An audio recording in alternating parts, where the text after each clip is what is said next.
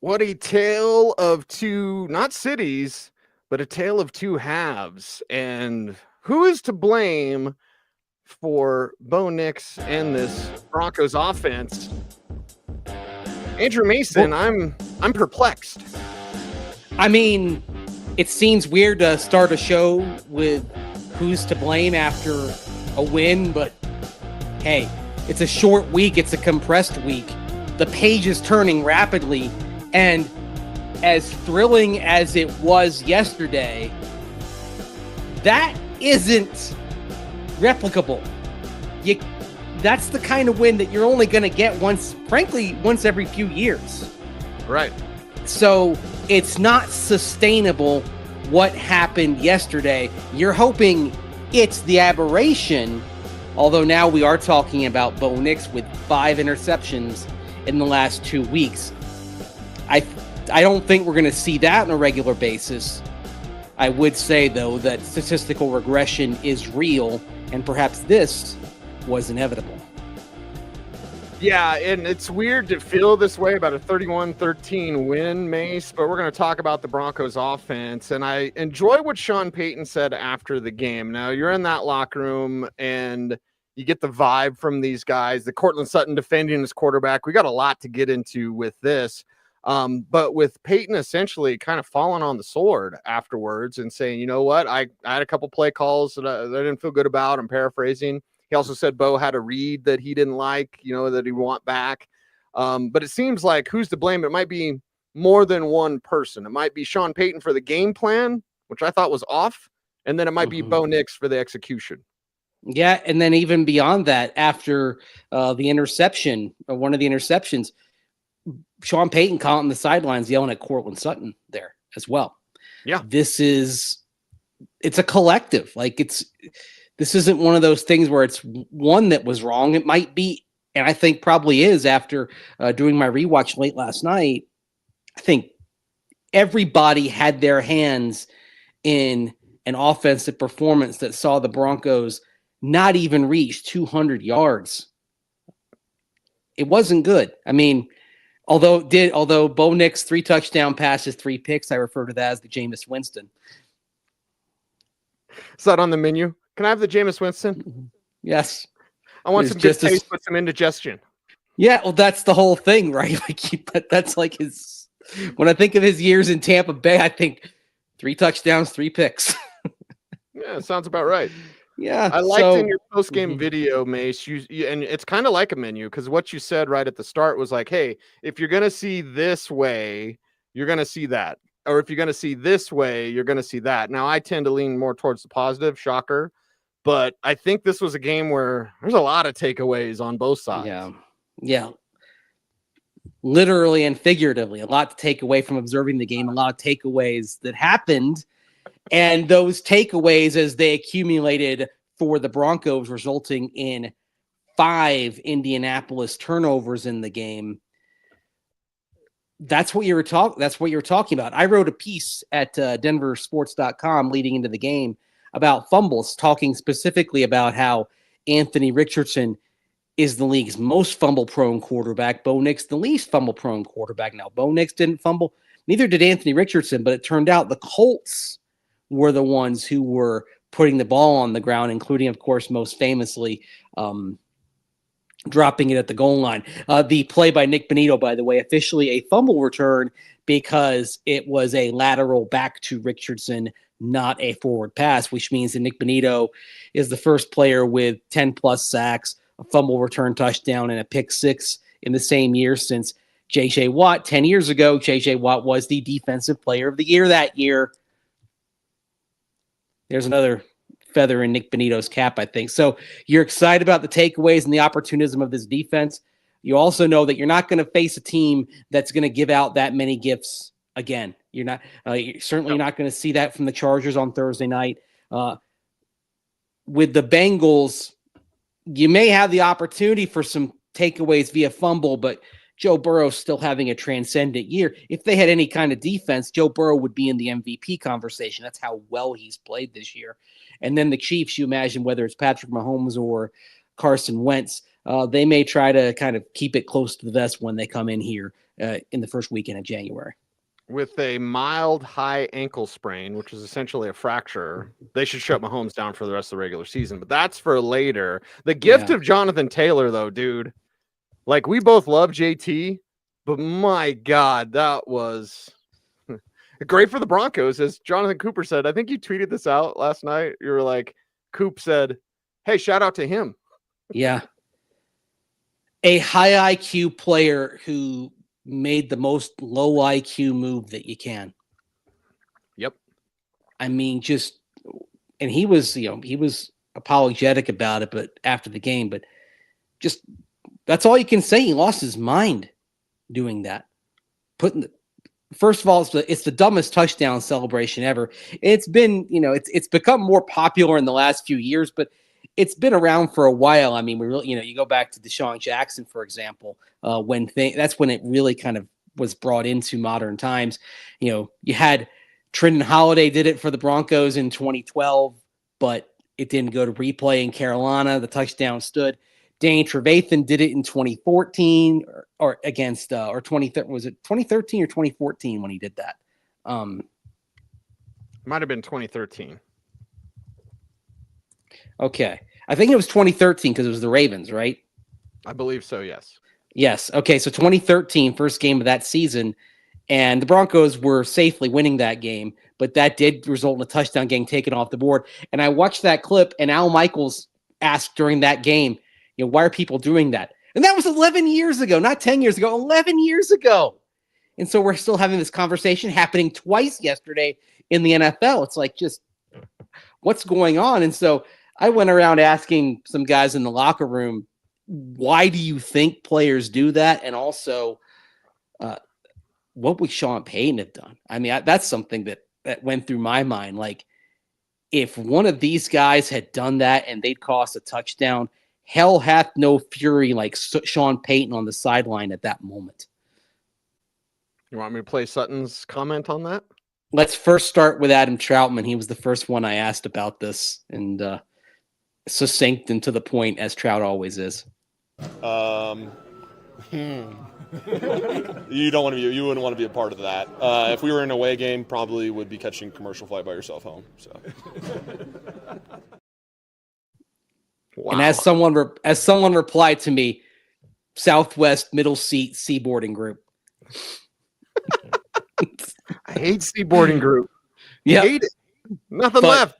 That's where you would have been. You would have been wedged in. Man alive, it was stunning. Like, and honestly, did you think about it when it initially happened? Because no, not at all. Not whatsoever. I looked at the run, and it's like my thoughts. I mean, I had my tweet written. I'm like, Broncos are in trouble, and this is the thing. They were in deep trouble at that moment, about to go down 20-7 to a team running the ball well, like Indianapolis was yesterday. It was looking very grim at that point. But let's go to Courtland Sutton, because I asked him what Sean Payton's reaction would have been. I also asked Marvin Mims Jr., and the funny thing is Mims said, hey, man, if you're Courtland Sutton, you might go back out there, but if it's me, I probably wouldn't have been playing on offense the rest of the day.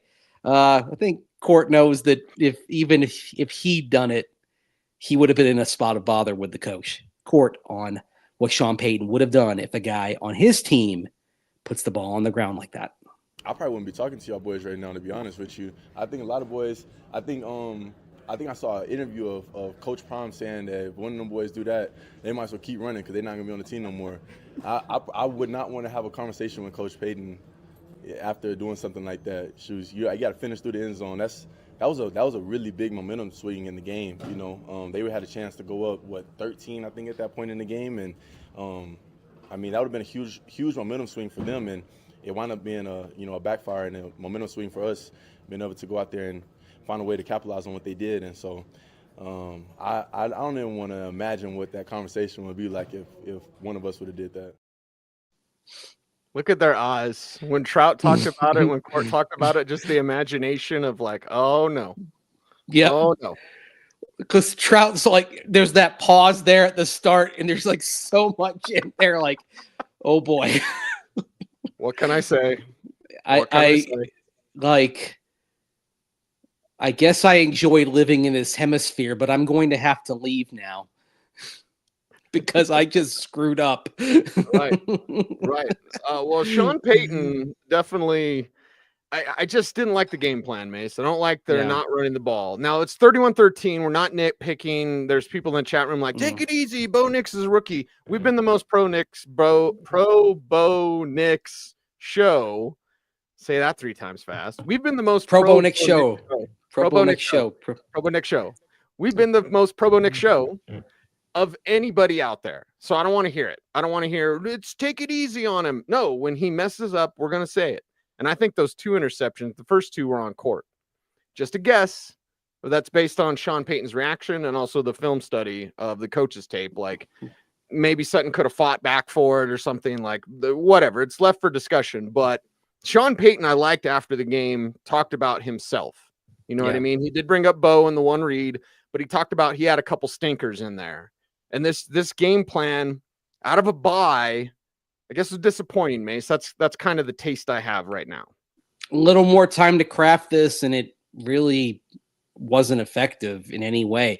It wasn't effective in getting the ground game going. Nobody really looked good. Audric Estime did have some moments. It was actually at a point where I woke up this morning and I wondered if we might see Tyler Baday's name pop on the injury report. Of course, short week, you have to issue your first injury report on Monday. The good news there is Pat Surtain in the first report, which is projecting a practice that didn't actually happen, was listed as full practice. And so that's a good sign for him potentially coming back from that ankle sprain and being able to play on Thursday. But I sort of thought, what if you see Baday's name on this list at some point, because maybe you have to get him going. Jaleel McLaughlin listed as DMP with the quad injury, so it might be a minute on him. But Javonte Williams remains ineffective. Audric, frankly, I saw enough bursts from Audric Estime to say, okay, let's just keep giving him the rock, keep giving him a shot here. But that being said, Bo Nix leading the team in rushing, I feel like we're back where we were a couple of months ago. Yeah. And that's not sustainable. That's not what you want. And by the way, leading with, if you take out the 3 kneel downs that he had in this game, 26 yards on 5 carries. If you've got the leading rusher with 26 yards, not counting the kneel downs, which brought him down to 23, in no way is this what Sean Payton wants. And it's a troublesome moment here. And also in that game, you had of those 3 backs, the only one who averaged even 3 yards a carry was Jaleel at 3.0. So, yeah, and you want that at 4. And then I believe Dover told me this, Mace. No back was in for more than 3 plays in a row. Yeah, on the first half. Like in the first drive, it was like Jaleel was out there. Then the next play, Javonte was out there. Then the third play, Jaleel was out there. And I'm like, how are they supposed to get in a rhythm, man? Like, it's wrong-headed. Give them a drive. But it was interesting that it took a while to get Audric Estime in there. Took Jaleel getting hurt. Yeah, the whole thing of Sean Payton talking about how he really, it's tough to figure things out for 3 backs. One aspect of the game plan that it seemed like he went to was he consolidated to 2 backs effectively with Jaleel McLaughlin and Javonte Williams. I think the question that you can have that I think is perfectly valid, with all due respect to Javonte Williams and all the effort he put into getting back in the first place, is if you're consolidating it to 2 backs, is Javonte Williams one of the 2 backs to whom you should be consolidating it? Yes, you value him in pass protection, you value him in reading the blitz, but you go through the production here over the last 7 games. Okay, 2.6 yards a carry, 3.5 yards a carry, 1 yard on 1 carry. The game against Atlanta, 6.6 yards per carry. Then an average of minus 0.3 yards a carry, 0.3 yards per carry, 2.5 yards per carry. I mean, it's just not there. And the run blocking remains effective, as we talk about quite often. This is, hey, like I said, this is also part of the reason why Josh Reynolds is no longer on this team, because in the back of your mind, you have to be thinking, okay, we might need to try Bidet here at some point. Yeah, I was kind of hoping, Yeah. something. Blake Watson, Bidet, you need to try something that could work, and it's not working. Javonte looks sluggish, and he still dances. Yeah. Like, there was a 3rd and 1, Mace, and it was probably in the second quarter, and it was like, you just need it. Or it might have been a second one. And then Bo had to pick it up with a quarterback sneak. I don't want Bo doing quarterback sneaks. You can get hurt on a quarterback sneak. So, and it's 3rd and 1. Javonte is made for that. But you mentioned the burst was estimate. It was there. Yeah. And he was covering up the ball, and that burst was there. I would way rather take a chance on the kid. And Bo gets rid of the ball quickly. Pass protection is an issue always, because Bo gets rid of the ball quickly, and I thought he was trying to force feed to Sutton too much. But I got to see Estime. I got to see Bidet. I got to see Blake Watson. Just something different before the postseason, because you can't show up like this in the playoffs. You're not going to punch your ticket. Yeah. And I get the pass protection element that you're worried about, and that's, ample reason to have Javonte out there on 3rd downs, but I think you have to say, okay, where is Audric Estime? It may be worth talking to Audric tomorrow to kind of talk about pass pro, because if it's adequate, then you have to find a way to get him out there. Let's play Sean Payton actually this morning talking about the run game, because I had the leadoff spot at the conference call this morning, and I went right to the ground game with the first question out of the box. Here's what Sean had to say. Look, there's some looks we've got to be better at relative to when we're running a certain play into some tough looks where now you don't really have the leverage. We've got to do a better job as coaches, starting with me, and having solutions when the looks aren't what you're practicing. Overall, though, I think it's an area that here we are with 3 weeks left in the season. We have to find more consistency there. Here we are with 3 weeks left in the season. I think he knows that this might be a fatal flaw. Mm-hmm. Yep. And really looking back on it, Mace, I mean, unless you're playing Estime, or maybe Estime's healthy, or maybe it's Blake Watson on the NFI. Like, if I think back of if this is the fatal flaw, where was the misstep? Was it not going to get Khalil Herbert via trade? I love Khalil Herbert. He barely gets any touches now with Cincinnati, but every time he does, it's either like a 14-yard carry or at least a 4-yard carry. It's usually like 1 carry a game.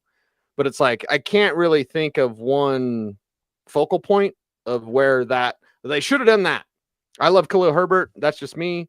But it's like, maybe it's just Estime being banged up. Maybe it's Blake Watson being behind. Like, I don't know what it is. Maybe it's getting rid of Samaje and keeping Javonte. I'm left guessing right now. I don't know what the answer is. I don't know if there is an answer other than I hope Bidet can play. Let's go. I think you hit something there when you said Samaje Perine and when they let him go. Okay. What makes you comfortable doing that? It was how Javonte looked in training camp. Lost the weight. In the parlance of Vic Fangio, it appears now that was a false positive. That what we saw from Javonte Williams training camp in the preseason, he looks like he's back. I mean, a lot of us were saying that was not, no. Yeah. I don't think it was being optimistic. We were looking at what was in front of us against what turned out to be a pretty good defensive line. Javonte Williams was effective when they went to full contact. And I think that's, if you say, okay, was there a moment where things maybe went askew in retrospect, it was that. Now, if Javonte had struggled in training camp, I don't think it's a guarantee he would have made the roster. And you and I talked about this, and I think we got some pushback for that.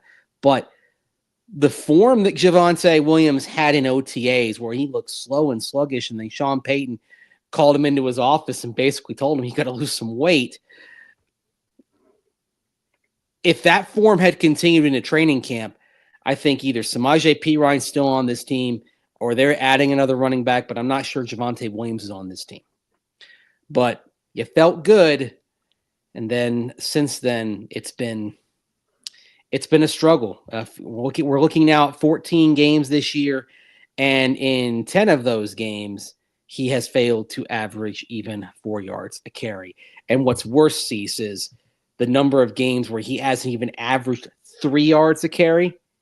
8, more than half the games this year, he has not even hit 3.0 yards per attempt. Wow. That's bad. It's not great, Bob. And imagine if Perine was here. I'm not going to be stuck on that, Mace, but just thinking about it, like if Perine here was here, he's clear your third down back, and it would be clearly Estime's job.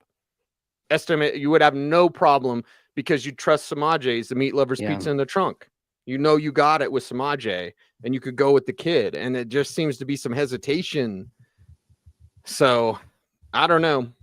Never going to tell a fan how to fan, Mace, but what did you think about the Courtland Sutton thing? And get a running back comment if you want, but like the Courtland Sutton, he stuck up for his guy, man. I like that.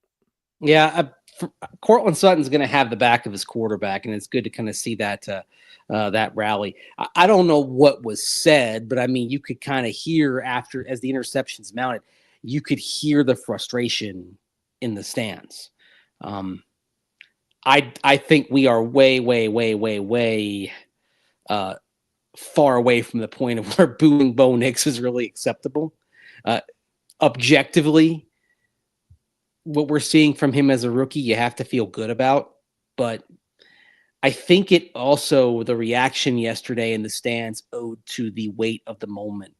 And Broncos country having not been in a big game like this. And there were so many moments, including as you're watching Jonathan Taylor just slice through the right flank of the Colts blocking scheme and gallop for a touchdown. Untouched. Like, you're like, oh boy. Like,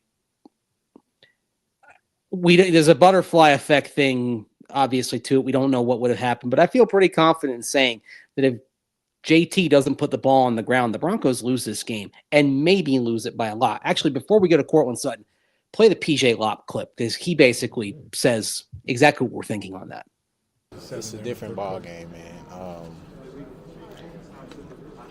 Everybody's calling plays different at this point. They're in like a time management where they're just running the ball and controlling the game, and we can't run the ball as much as we want to, controlling our game. VJ has to get a little bit more aggressive, so it's a lot. It's a lot. That response, usually you won't see something kind of that forthright, kind of effectively saying, if not for that play, we don't win the game. Mm-hmm. Because it goes into a different mode. I mean, it's possible if Taylor doesn't do that, the Broncos lose this game maybe by a lot. Maybe it's 34-21. I say 21 because the Colts go into prevent mode when they're up by maybe 2 or 3 scores there. But you're walking out in deep playoff trouble. And all because of that one mistake. I think these guys know they pulled a fast one. But what do they learn on a short week, especially? That's why we got to wash this away. Talking about who's to blame. We ain't gonna be talking about this tomorrow. We're gonna be talking about it on Wednesday, and Thursday we're gonna be leading you right up to the game. So it's time to wash this away and know, hey, you got it, and you got it, Mace. Yep. Now back to the Courtland Sutton thing. He stick it up for his teammate. I'm not a boo the quarterback person unless you're talking about things really accumulating. We're not to a point, I believe, where booing Bo Nix is wise. But then again, this is a team that booed the Broncos when they were leading at halftime against Jacksonville in 2013, a team and a fan base where there were boos because they weren't winning by enough. I mean, that's the thing I think of right there. And of course, there were boos for Peyton Manning when things were going wrong in 2015 as well. In that, remember that Chiefs game, the one that proved to be his last game before he came off the bench? Ugly. Yeah. Oh, he was getting booed like mad. But yeah, 14-12 at halftime, Broncos over Jaguars when the Broncos came into the game unbeaten, and you couldn't miss the boos. So I'm not really surprised by it. I just think sometimes we got to put the stallion in the barn a little bit and just let things play out, especially with this team, because it's funny to say that I think at 20-7 they would have been deep in trouble. Like I think they probably wouldn't have won, but at the same time, a first half deficit this team has proven able to overcome. 20-7 in the third quarter against a team running as well as the Colts were, with Jonathan Taylor doing what he was doing at that moment. I think that would have been perhaps a bridge too far. But we saw it 10-0 early in the game. Got right back into it. Had the touchdown pass to Adam Troutman. So things devolving early, but the Broncos weren't in a worse situation on the scoreboard than 10-0 right out of the gates. They never fell behind by 2 scores after that. And so I think that alone would have meant let's keep the booze in park here. Let's keep the jeers down a little bit. Yeah.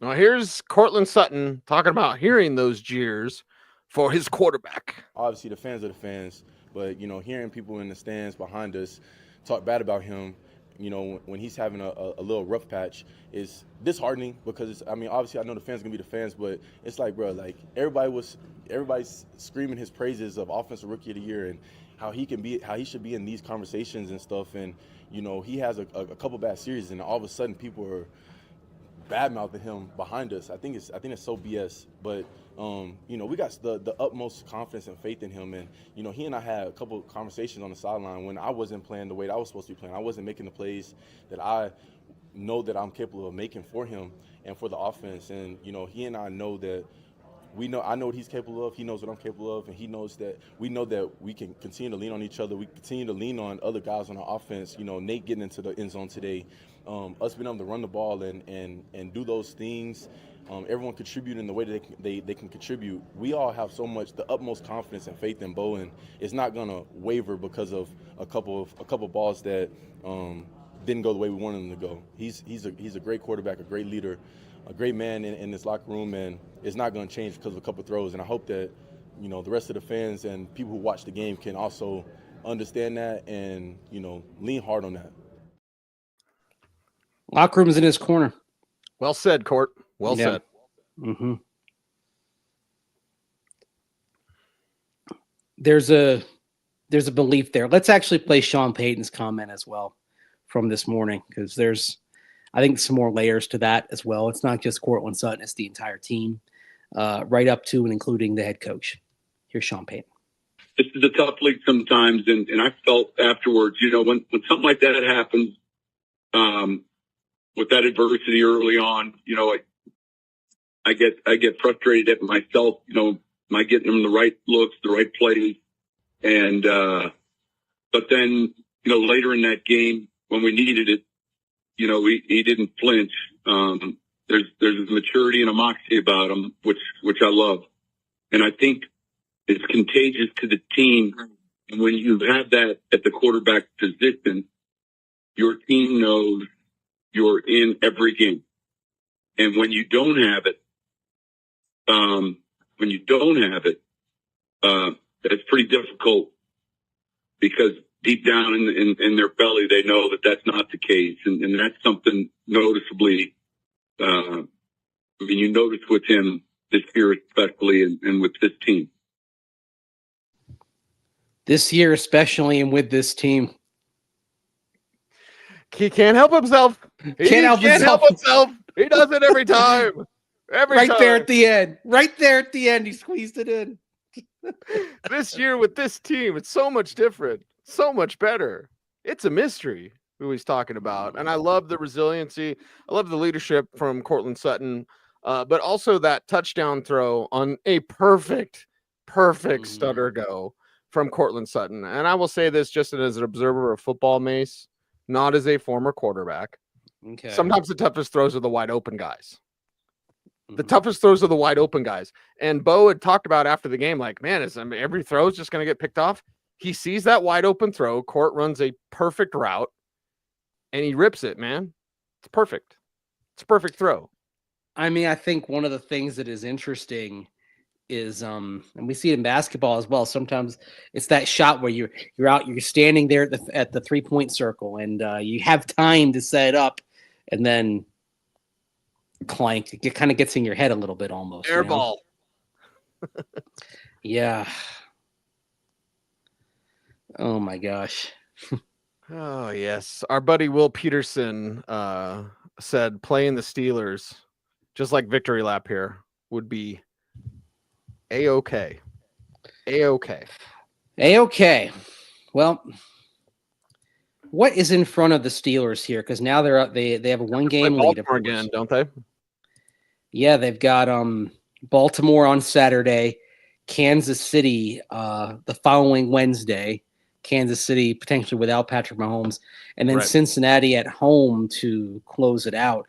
And then Baltimore has, let's see here. Baltimore has Pittsburgh, obviously, and then at Houston on Christmas Day, and then Cleveland at home.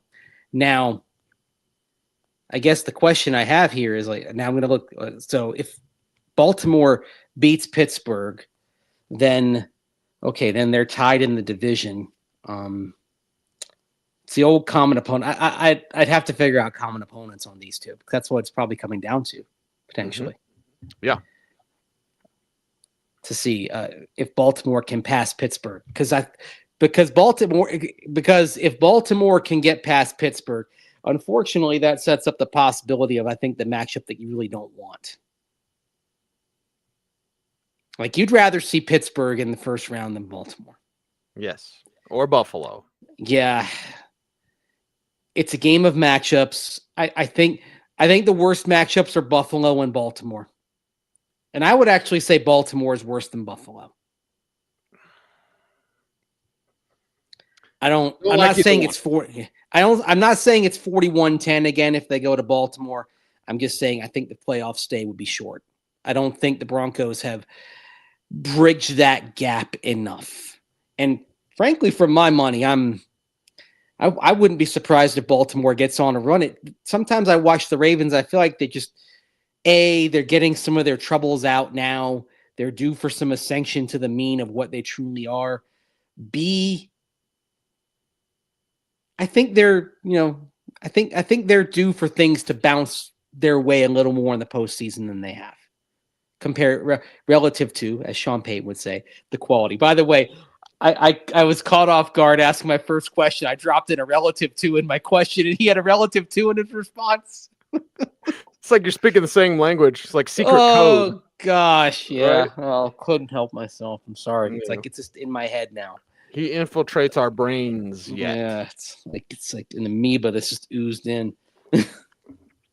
Oh, there we go, man. What a game. What a day. Pittsburgh and Baltimore, it's probably worth looking at the common opponents between the two, because it appears that it would come down to that. And then if it goes past common opponents, then it would go to conference record, and that would favor Pittsburgh. Baltimore, if they finish with the same record, that means Baltimore is coming in 1 game behind the Steelers in terms of conference record. So, okay, that's not happening. We'll continue to watch this thing unfold for your Denver Broncos, and of course, bring you all the latest and greatest. Mace will be out on the best coast this week. What, the Gulf Coast? I'm kidding. I thought about that. I was like, I wonder what Mace will respond to when I say best coast. I would actually respond Atlantic, not even the Gulf. Like, the Gulf waves are too puny. Like, I like to, when I go in the Atlantic, I just like to get tossed around by the surf. Like a washing machine. Pretty much. Okay. All right. Just get a boogie board and then just, get pummeled by the force of nature that is the ocean. The Pacific Ocean offers that as well. The problem is it doesn't ever warm up to my liking, at least in California. Even in the summer, the water temperature is 71, 72. That's too cold for me. It's got to be at least 80 degrees for me to enjoy it. Where's the best water for that then? I'd say the Carolina coast from about the Outer Banks down all the way to Hilton Head, starting in about mid to late June on through early September. Okay. There we have it. There we have it. Your vacation talk. Your surf report. And that's why you can usually find me right after OTAs and minicamp wrap. You can find me somewhere down by the ocean for a few days, usually in the Carolinas. That sounds pretty good to me. But first, potentially the postseason. I want him to just get 10. Because Mace, I'd said 9. People thought I was crazy. I'm going to be wrong for the right reason. Unless they go 0-3 these next 3 games, I'm going to be wrong for all the right reasons. They're going to win more than 9 games. We're here, man. We made it, you guys. We're totally heroes. You had your expectation met because you said 9, right? Yep. Yeah, so you've met it. Mine has already been exceeded, although we did say the first day we learned the schedule, it was key to get all the wins you needed before you went to LA. We're fixing to find out if the Broncos have all the wins they need. Or if they need to get one more. One more gets them in, but now you're at a pretty tough stretch here. It also, not only one more win, if the Dolphins and Bengals both lose one more game, that'll do the job as well. So if the Broncos can't get it done Thursday against the Chargers, might be looking to those Sunday games with the Dolphins playing the 49ers and the Bengals playing the Browns for maybe a little bit of help to salt this thing away. All right. Are we done talking about this game? I think so. Let's turn the page and move on. Because it was a thrilling win. Nick Bonito made a case to be Defensive Player of the Year. And Chris Abrams-Drain earned the praise of Sean Payton for his play. Let's play that comment really quick before we go. Hold, please. Right here. We felt somewhat positive when we looked at him coming out in this year's draft. And the last 2 weeks, he showed some moxie, stayed with his guy, didn't panic when the ball's in the air. There's something about him. Moxie, Chris Abrams-Drain. He said Bo Nix has moxie too. So you're feeling pretty good about the young players, if anything. And it comes back to Audric Estime and talking about the running game earlier in this show. Sees, trust the kids. Trust the young kids guys. Play, man. Because you're looking at this rookie season. You've got Bo Nix having a very good rookie season by any objective measure for a quarterback in this league. You have Devon Vele, who has shown some flashes and has been pretty productive at times this year. You have Chris Abrams-Drain, who has managed to make an impression in just the last 2 weeks. You have Jonah Ellis, who has proven to be a very nice rotational pass rusher. You want to get Troy Franklin more consistent. See, he had that drop yesterday. But definitely more positives than negatives on this rookie class, and I think you just got to keep sending him up and keep giving him shots. Let the kids play. We'll see what they do against the Chargers. We'll have a show for you tomorrow, and because of the short week and the practice schedules changed, it'll be a little bit later for those who like to enjoy us live. Yeah. So we always ask for your grace in that manner, but we'll be around a 5:30 start tomorrow. We'll get you updated on everything that's going on at Broncos Park, powered by Common Spirit, which is what, Mace? BPPBCS. Did I get that right, or did I stumble? BPPBCS. BPPBCS. All right. Feels good. What a Feels day. good. Yep. What a day. And what a day, 16,000. We did it, you guys. So you did it. Thank you. Appreciate it. So you've got an After Dark coming, but if you're not subscribed, we'd still appreciate you joining us so you always find out exactly when we're popping on with new shows. But yes, 16,000. Thank you. And a salute to you for helping us have a Merry Christmas. Little merrier Christmas, I should say. Mm-hmm. Yes. And we will be doing an OBT After Dark, maybe even with some guests. And we don't know yet. It's a short week. Let us get through this week. And then it's Christmas. So let us get through that. Like, it's coming. It's coming. Before the new year, before it turns over to 2025, we will have an OBT After Dark. It's just gonna we'll announce it as soon as we can. Okay, so make sure to follow us on all the socials. He's at Mace Denver. I'm at Cecil Lammey. But Mace, before we're out of here, we still need that help on YouTube. So comment. So share as well. So subscribe. How about that? And hit that notification bell. So that you never miss vid. That's right. Andrew Mason, Cecil Lammey. We are OBT, and it is a BFD. Thanks for watching. Stay tuned. And would you please, as always, stay frosty,